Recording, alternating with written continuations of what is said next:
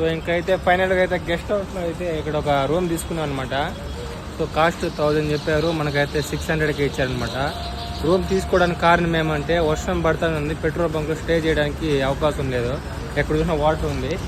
So అదనమాట. Cycle అయితే ఇక్కడ పార్క్ చేసాము. ఇంక లగేజ్ తీసుకుని రూమ్కి అయితే వెళ్ళాలా. ఇంక మొత్తానికైతే రూమ్ పే చేసి అయితే రూమ్కి అయితే వెళ్తా ఉన్నా. లగేజ్ అంతా ఎత్తుకు వెళ్తా ఉన్నా అనమాట. వర్షం పడతానే ఉంది, అందుకే ఇంకా రూమ్ తీసుకుంటా ఉన్నా. ఇంకా 8 days అయిపోయిందనమాట మనం రెస్ట్ తీసుకొని. సో కొంచెం ప్రశాంతంగా రూమ్లో రెస్ట్ తీసుకుందాం అని చెప్పి రూమ్ తీసుకున్నా. సో హెల్త్ చూసుకోవాలా, చాలా ఇబ్బంది అయిపోతుంది. సో మన రూమ్ నెంబర్ అయితే 2 అనమాట. సో మన రూమ్ అయితే ఇప్పుడు ఓపెన్ చేద్దాం.